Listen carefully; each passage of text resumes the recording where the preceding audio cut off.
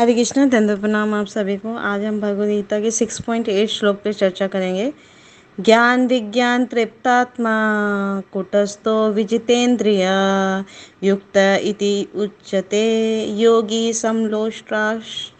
समलोष्टाश्र अश्मकांचन। वह व्यक्ति आत्म साक्षात्कार को प्राप्त तथा योगी कहलाता है जो अपने अर्जित ज्ञान तथा अनुभूति से पूर्णतया संतुष्ट रहता है। ऐसा व्यक्ति आध्यात्म को प्राप्त तथा जितेंद्रिय कहलाता है। वह सभी वस्तुओं को, चाहे वह कंकड़ हो, पत्थर हो या कि सोना, एक समान देखता है। तो श्री पापा जी बहुत सुंदर समझा रहे हैं कि जिसने सेल्फ रियलाइज कर लिया है, आत्म साक्षात को प्राप्त हो गया है और योगी है जो, तो वो अपने अर्जित ज्ञान और उसको जो अनुभूति होती है उससे पूर्णतः संतुष्ट रहता है, यानी परम सुख को प्राप्त रहता है। तो ऐसा व्यक्ति जो होता है वो आध्यात्म को पूर्णतः प्राप्त हुआ जाना जाता है और जितेंद्रिय कहलाता है, यानी उसने अपनी सारी इंद्रियों को जीत लिया है। तो उसके लिए सभी वस्तुएं, चाहे वो कंकड़ है, पत्थर है या सोना है, सब एक समान उस देखता है वो, यानी कि कोई भेदभाव नहीं करता वो। और भौतिक लोभ लालच से बिल्कुल पूर्णतया ऊपर उठ जाता है। तो चाहे वो पत्थर रखा है या सोना, सबको समान दृष्टि से देखते हैं। तो बहुत सुंदर है उसकी दिव्य ज्ञान। तो इसमें आगे बताते हैं कि परम सत्य जो होती है उसके बगैर ये अनुभूति, अगर कोई भी अनुभूति, कोई भी योग कर लो, लेकिन जब तक परम सत्य का ज्ञान नहीं हो जाता वो सब व्यर्थ है। तो भक्ति रसामृत सिंधु में बहुत सुंदर श्लोक है। अतः श्री कृष्ण नामादेना भवेद ग्राह्यम इंद्रिय सेवन मुखे ही जीवादो स्वयं में स्फूर्त्यता। कोई भी व्यक्ति अपनी दूषित इंद्रियों के द्वारा श्री कृष्ण के नाम, रूप, गुण तथा उनकी लीलाओं की दिव्य प्रकृति को नहीं समझ सकता। तो हम सबकी जो इंद्रियां हैं बहुत ही ज़्यादा प्रदूषित हैं, क्योंकि अनादिकाल से हम इस भौतिक संसार के में पड़े हुए हैं। तो हमारा जन्म, मृत्यु, जरा, व्याधि, इसी मतलब बारंबार इस चक्कर में हम आते रहते हैं, जाते रहते हैं, जिसकी वजह से हम भौतिक जो प्रकृति से है वो दूषित हो गया है। तो दूषित इंद्रियों से हम भगवान कृष्ण के नाम को, रूप को और गुण को, उनकी लीलाओं को समझ ही नहीं सकते। लेकिन जब भगवान की दिव्य सेवा हम अपनी जीवा से करते हैं और सदैव जब हम गाते हैं हरे कृष्णा कृष्णा कृष्णा हरे हरे, हरे रामा राम राम हरे हरे, और भगवान की दिव्य सेवा करते रहने से हमें उनके दिव्य नाम, रूप, गुण और लीलाओं को समझ जाएंगे हम, और हमें उसका आस्वादन करने लग जाते हैं। और भक्ति में हम दिव्य अनुभूति को प्राप्त करते हैं।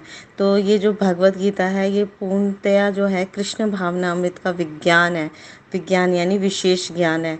तो लेकिन मात्र संसारी विद्या से कोई, यानी कि अगर आपने भौतिक रूप से बहुत एजुकेशन ले लिया है, लेकिन तब भी जरूरी नहीं कि आप भक्ति कर पाओगे। तो वो उससे कृष्ण भावना भावित नहीं हो सकता। सिर्फ गुरु, साधु, शास्त्र को जब हम उनके प्रति शरणागत होते हैं तभी हम कृष्णा प्रेम जागृत कर पाते हैं, और बहुत ही विनम्र होता है भक्त, तभी वो समझ पाता है इस विज्ञान को। तो उसकी चेतना बहुत ही विशुद्ध हो जाती है। तो जब हम किसी विशुद्ध चेतना वाले व्यक्ति का संग प्राप्त करते हैं, यानी साधु संग करते हैं, तब हमें ये सौभाग्य मिलता है।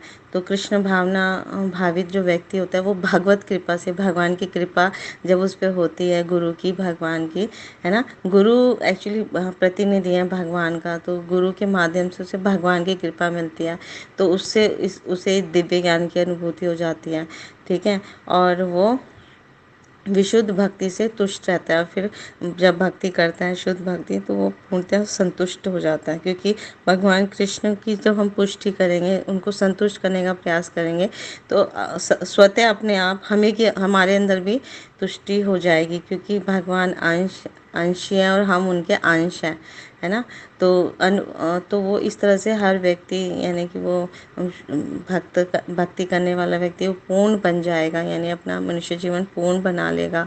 और इस तरह से आध्यात्मिक ज्ञान से मनुष्य अपने संकल्पों में दृढ़ रहता है, लेकिन जो शैक्षिक ज्ञान होता है यानी कि भौतिक जो नॉलेज होती है वो बाहर विरोधाभास होता है उसके लिए, और वो फिर उससे मोहित हो जाता है और भ्रमित हो जाता है। आपने देखा होगा कि बहुत ज़्यादा पढ़े लिखे होते हैं यानी बहुत ज्ञानी होते हैं भौतिक जगत में, तो वो बिल्कुल भी वो नास्तिक बन जाते हैं, एथिस्ट बन जाते हैं, कहते हैं हम ही ये सब कुछ है, गर्व आ जाता है, अहंकार आ जाता है ना। तो इसलिए उसको भौतिक ज्ञान ज़रूरी है प्रचार के लिए, लेकिन वो भक्ति में हमें ऐसा नहीं कि वो सहायक बनेगा, क्योंकि अगर वो गर्व लाता है मनुष्य के अंदर तो वो भक्ति में नहीं आ पाते वो लोग। तो क्योंकि वो मोहित रहते हैं इसी संसार से कि यहीं ऐश्वर्य है, यहीं पर सब कुछ है, भगवान कोई नहीं होता या कोई आध्यात्मिक जगत नहीं, विश्वास भी खत्म हो जाता है क्योंकि भ्रमित हो जाता है वो अपने भौतिक ज्ञान के कारण।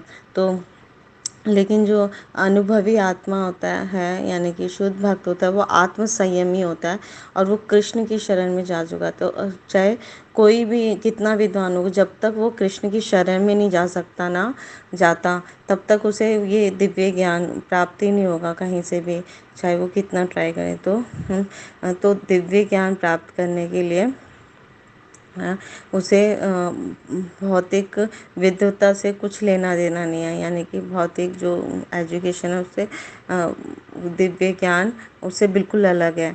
और संसारी विद्वता जो होती है वो कई लोग जो होते हैं उनका ये मानना है कि आप बहुत ज़्यादा पढ़ लिखोगे, बहुत पैसा कमाओगे, है ना, तो ये उत्तम है, ज़्यादा उत्तम है। लेकिन जो एक भक्त होता है, शुद्ध भक्त होता है, उसके लिए सारे जो भौतिक ऐश्वर्य हैं वो पत्थर या कंकड़ के समान से ज़्यादा अधिक नहीं है।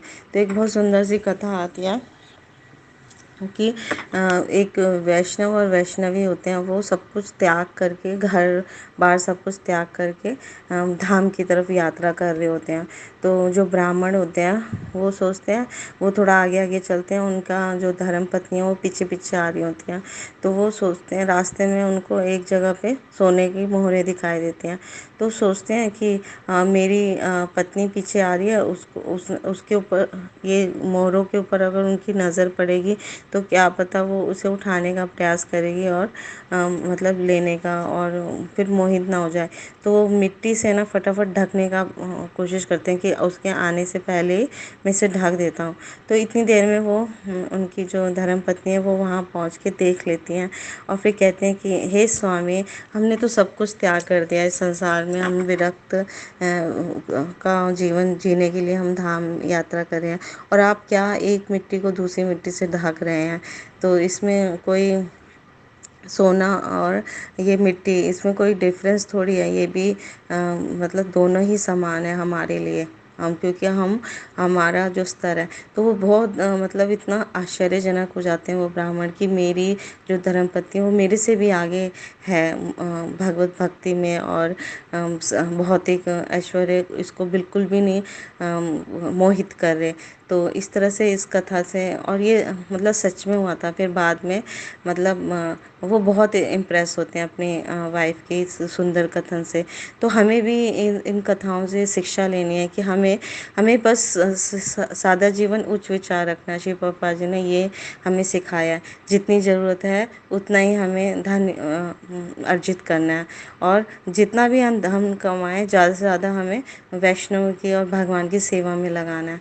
तो इस तरह हमारा जीवन सफल होगा और हम दिव्य ज्ञान को आसानी से प्राप्त करेंगे और भगवत प्रेम जागृत कर पाएंगे, और हमारी विश्व चेतना बहुत विशुद्ध हो जाएगी। Thank you so much. Hare Krishna. Guru Maharaj की जय, श्री प्रभुपाद की जय, आप सब भक्तवृंद की जय।